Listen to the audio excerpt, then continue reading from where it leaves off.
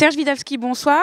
Est-ce que vous pouvez vous présenter et nous présenter votre association, s'il vous plaît? Tout à fait. Alors Serge Widawski, je suis donc directeur national d'APF Entreprises. L'APF, l'Association des paralysés de France, et APF Entreprises, c'est un réseau d'entreprises au sein de l'Association des paralysés de France.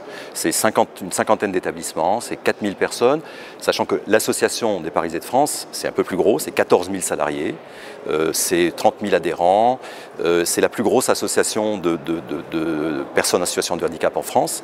Et APF Entreprises, c'est le plus gros réseau national d'entreprises handicapées, d'entreprises faisant travailler des personnes en situation de handicap dans des entreprises adaptées et des ESAT. D'accord. Alors concrètement, comment ça fonctionne? C'est quoi votre stratégie particulièrement? Alors la stratégie d'APF Entreprises, en fait, pour pouvoir, notre rôle en quelque sorte, c'est de faire travailler des personnes en situation de handicap. Plus on en fait travailler, mieux on répond à notre mission qui est celle-là. Donc, pour nous, la façon de gérer ça, c'était de considérer que le problème du handicap et de l'emploi des personnes en situation de handicap ne doit pas être traité de manière isolée. Il faut intégrer ça dans une stratégie véritablement sociétale des entreprises sur les 3 axes classiques. C'est-à-dire l'axe, bien sûr, social, on s'inscrit bien sûr dans cet axe-là, mais aussi l'axe environnemental et l'axe économique, parce qu'il n'y a pas de durabilité dans l'emploi si on n'est pas en mesure d'économiquement d'assurer la pérennité. Donc, ce qu'on a fait à APF Entreprises, on a construit une stratégie avec nos partenaires clients et nos partenaires donc autour des 3 axes de la RSE.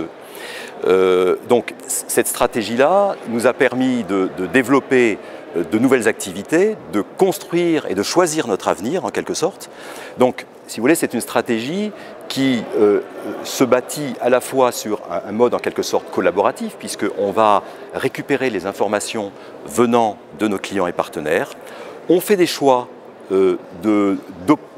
choix d'activités pour l'avenir et on construit avec nos équipes tout ce qui va nous permettre ensuite de répondre à cette problématique. Alors, une chose très importante, ce qu'on a mis en place, et ça c'est assez innovant, et c'est ce qui nous a permis en 2015 d'avoir des résultats assez étonnants, puisqu'on a fait 17% de croissance sur nos 50 entreprises, et on a recruté à peu près 150 personnes en pleine crise. On est arrivé à ça justement par une stratégie, d'une part d'écoute de nos partenaires, et en interne on a bâti une plateforme collaborative que j'appelle 3.0, où tout le monde, tous les directeurs d'établissements, les commerciaux, les personnes en charge des grands comptes ou du suivi client, en fait sont tous interconnectés sur cette plateforme numérique et travaillent en temps réel sur des opportunités, et ça nous permet donc de répondre à leurs besoins vraiment en temps réel. Voilà, donc je pense qu'avec cette stratégie-là, on a montré la voie sur la dernière année. On y croit tellement à ce modèle que, si vous voulez, notre engagement se traduit aussi chaque année par l'organisation d'un événement majeur qui s'appelle la Nuit de la RSE. C'est un événement en général dans un établissement assez prestigieux. Cette année, par exemple, c'était au Théâtre Mogador. On a fait venir des personnalités comme Louis Gallois, Marianne Monchamp. L'année dernière, c'était le ministre du Travail, M. Rebsamen, qui était venu. Et c'était au Casino de Paris. Donc, il y a à peu près 1000 personnes qui assistent à cet événement autour de la RSE, c'est-à-dire que, vous voyez, on est le monde du handicap, on s'inscrit dans un domaine beaucoup plus large et on entraîne avec nous et on s'entraîne un petit peu nous-mêmes vers ces axes fondamentaux et un petit peu fondateurs d'une stratégie commune avec nos partenaires. Voilà, donc on est très engagé dans ces axes-là.